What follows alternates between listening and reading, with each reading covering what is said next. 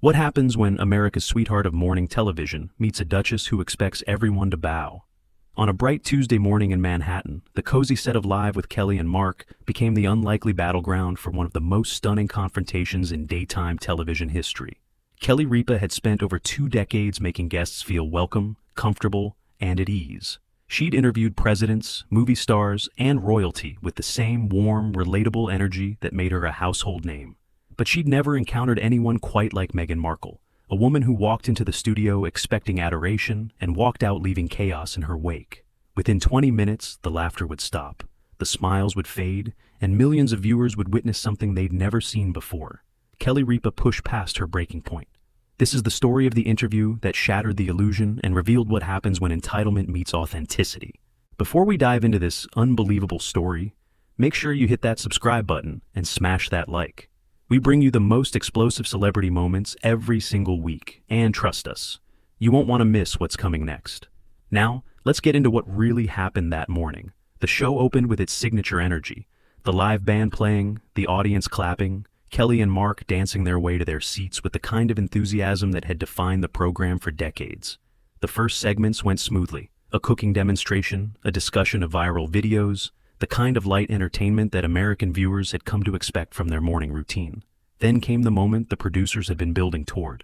"All right, everyone," Kelly announced, her smile widening. "Our next guest is someone who has absolutely captivated the world. She's a former actress, a duchess, a philanthropist, and one of the most talked about women on the planet.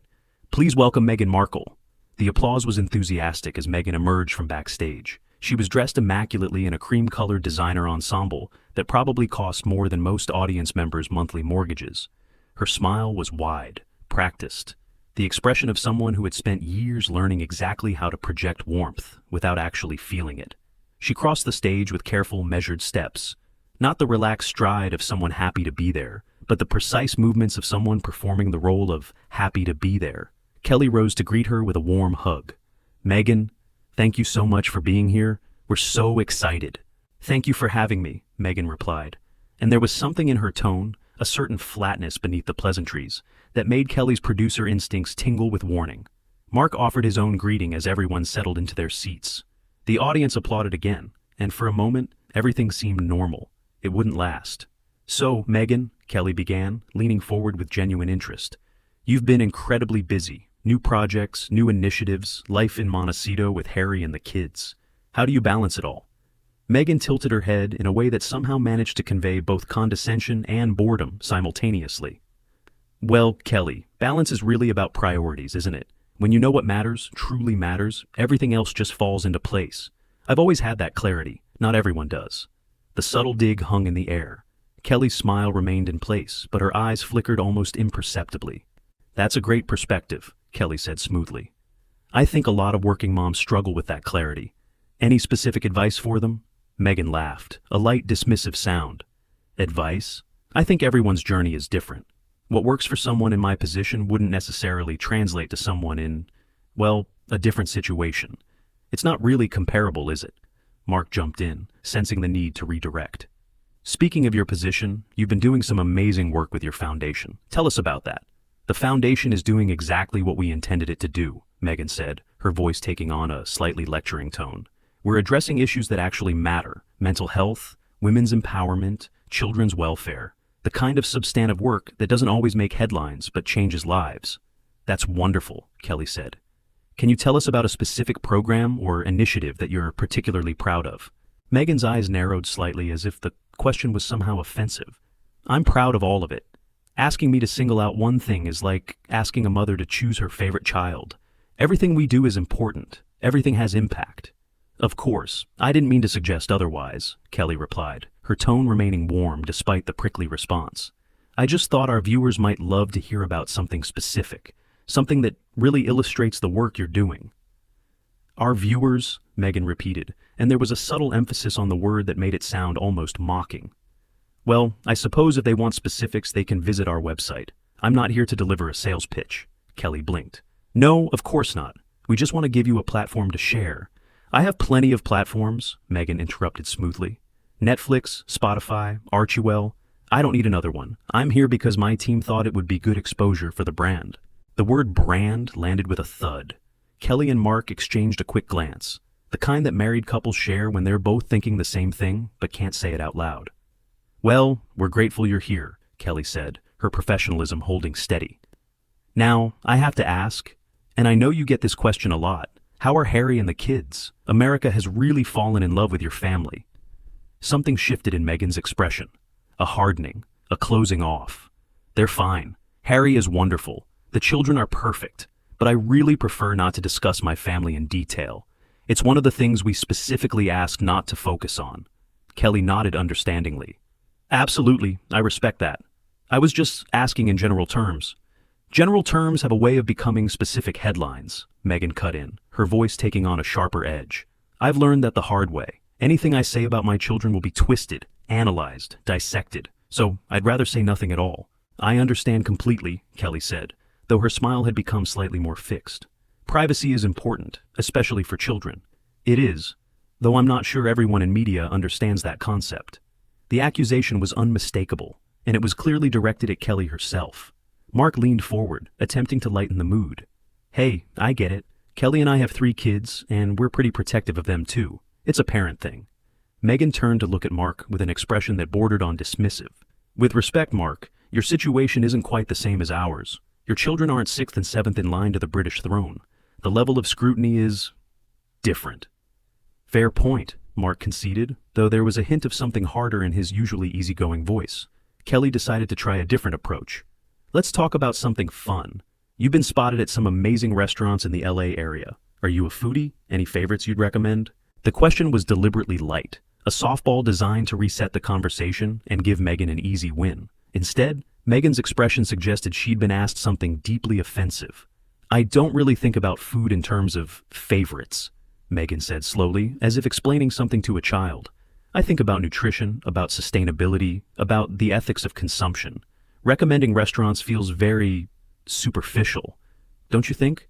Kelly's eyebrows rose slightly. "I think people enjoy discovering new places to eat. It's one of life's simple pleasures." "Simple pleasures." Meghan repeated the phrase as if tasting something unpleasant.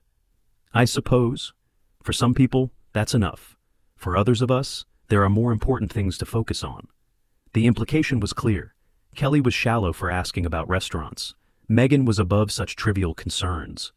The audience shifted uncomfortably. A few people exchanged glances.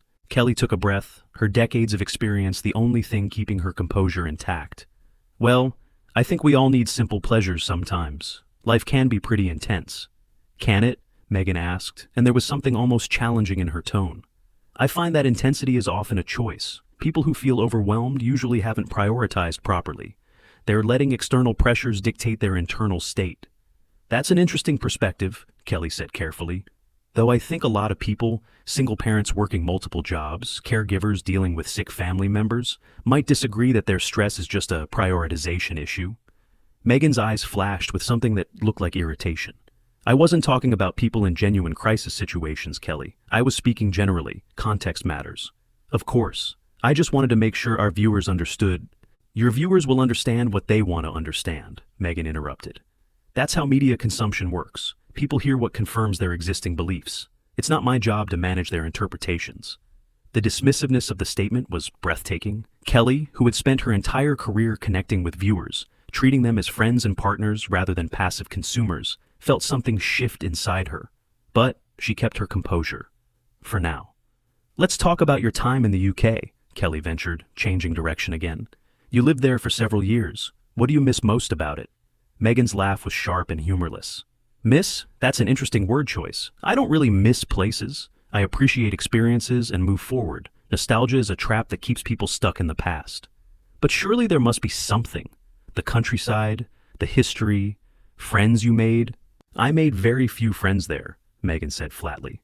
"The system doesn't really encourage genuine connection. Everything is protocol, hierarchy, performance. It's quite isolating, actually, though I'm not sure Americans really understand that. You all seem to have this fairy tale view of royalty." Kelly tilted her head. "I think Americans are more sophisticated than you might give them credit for. We understand that real life isn't a fairy tale." "Do you?" Meghan's tone was openly skeptical now. "Because from what I've seen, American media treats royalty like characters in a storybook. The prince, the princess, the castle. It's very simplistic. I think that's a bit unfair, Kelly replied, and there was an edge entering her voice that regular viewers would recognize as unusual. American journalists have covered the complexities of royal life quite extensively, including the challenges you've faced. Challenges I've faced, Meghan repeated, something darkening in her expression. You mean the racism, the institutional hostility, the press harassment, those challenges? All of those things, yes, and most Americans were horrified by them. Were they, or were they just entertained by the drama? Because from where I sit, it's hard to tell the difference. Mark interjected quickly. I think people genuinely sympathized with what you went through. The Oprah interview really opened a lot of eyes. Meghan turned to Mark with an expression that suggested she found his input irrelevant. The Oprah interview was necessary. It was truth-telling. But sympathy isn't the same as understanding, and understanding isn't the same as change. Nothing has actually changed. The same systems, the same tabloids, the same cruelty. It all continues. But you're in America now, Kelly pointed out gently. You've built a new life here. Isn't that a kind of change? A change for me, yes. But I was talking about systemic change, institutional change, the kind of change that actually matters in the long term. And you're working toward that through your foundation? I'm working toward that through everything I do, Meghan said. And there was a grandiosity to the statement that seemed to surprise even the audience. Every project, every appearance, every piece of content we create is designed to challenge existing power structures and elevate marginalized voices. That's admirable, Kelly said, though her tone had become more measured. Though some might say that appearing on a morning talk show isn't exactly revolutionary. The words were out before Kelly could fully consider them. A small pushback after minutes of absorbing subtle and not-so-subtle insults. But the effect on Meghan was immediate and dramatic. Excuse me? Meghan's voice dropped to something cold. What exactly are you implying? Nothing, Kelly said quickly. You just meant that what I'm doing doesn't matter, that coming here was a waste of time, that my work isn't important enough to warrant your platform. That's not what I said at all. It's what you implied. Meghan leaned forward, her posture becoming more aggressive. And honestly, Kelly, I expected more from you. I thought this would be a supportive environment. Instead, I'm being questioned and judged, just like everywhere else. No one is judging you, Kelly insisted, though her patience was clearly wearing thin. I'm asking questions. That's what interviews are. Questions with agendas, Meghan shot back. Questions designed to make me look bad or catch me saying something that can be taken out of context. I asked you about restaurants, Meghan. I'm not sure how that could be taken out of context. It's not just one question, Kelly. It's the cumulative effect, the tone, the implications. I've been doing this long enough to recognize hostile interviewing when I see it. Mark held up his hands. Okay, let's everyone take a breath here. I don't think anyone is being hostile. Of course you'd say that, Meghan snapped, turning on Mark with surprising venom. You're her husband. You're going to defend her no matter what. That's how these setups work. Setups? Mark repeated, incredulous. Meghan, we're just trying to have a conversation with you. A conversation requires mutual respect, Meghan declared, and I haven't felt respected since I sat down. Kelly stared at her, genuinely baffled. Meghan, I've been nothing but welcoming. I've complimented your work, asked about your family in the most general terms possible, tried to keep things light and positive. What exactly have I done that was disrespectful? It's not always what you say, Meghan replied, her voice taking on a lecturing quality. It's how you say it, the energy you bring, the assumptions underlying your questions. You've been treating me like just another celebrity, not like someone who's actually trying to make a difference in the world. I treat all my guests the same way, Kelly said, and there was a firmness entering her voice that signaled she was done being pushed around. With respect and interest. If that's not enough for you, I'm not sure what would be. Genuine engagement would be enough, Meghan said. Not these surface-level questions about restaurants and balance. Not this desperate attempt to keep things light. Maybe actually asking about the issues that matter to me. I asked about your foundation, multiple times. You refused to give specifics. Because I shouldn't have to justify my work to you. The work speaks for itself. Then what do you want to talk about? Kelly asked, her frustration finally becoming visible. Because I've tried every topic I can think of, and you've shut down each one. Maybe I want to talk about why American media is so obsessed with celebrity and so disinterested in substance. Maybe I want to discuss the systemic issues facing women of color in entertainment. Maybe I want to have an actual intellectual conversation instead of this fluff. The word fluff landed like a slap. Kelly had built her career on this show, on creating a space that was warm and welcoming while still being smart and relevant. Being dismissed as fluff by someone who had accomplished far less was more than she could tolerate. You know what, Meghan? I've hosted this show for over 20 years. I've interviewed thousands of people, Nobel Prize winners, world leaders, ordinary people doing extraordinary things. And I've treated every single one of them with the same respect and curiosity. The fact that you've decided to interpret my hospitality as hostility says more about you than it does about me. The audience gasped softly. This was not the Kelly Ripa they were used to seeing. Not the warm, friendly host who made everyone feel comfortable. This was a woman who had been pushed too far and was finally pushing back. Meghan's face flushed. I can't believe you're speaking to me like this, on live television. You've been speaking to me condescendingly for the last 15 minutes, on live television. I'm simply responding in kind. Condescendingly, I've been honest, there's a difference. No, you've been rude, and then you've called your rudeness honesty to justify it. That's a very convenient definition of truth. Mark looked between the two women, clearly unsure whether to intervene or let this play out. The producer in his earpiece was frantically telling him to do something, but what exactly was there to do? Meghan stood up abruptly, her chair scraping against the floor. I don't have to sit here and be insulted. You haven't been insulted, Kelly replied, standing herself. You've been treated exactly like every other guest who sat in that chair. The only difference is that you expected special treatment and didn't get it. Special treatment? I expected basic courtesy. You received basic courtesy. What you wanted was deference, and I don't defer to people simply because of their titles or their marriages. The mention of her marriage seemed to strike a nerve. Meghan's eyes flashed dangerously. Don't you dare bring Harry into this. I haven't mentioned Harry once in this entire conversation. You're the one who keeps bringing him up. Because everything I do is filtered through him, through the royal family, through this narrative that I'm somehow defined by who I married. I am my own person, Kelly. I had a career before Harry. I had accomplishments. I know you did, and I was looking forward to talking about them. But you've spent this entire interview being defensive about things I haven't even mentioned.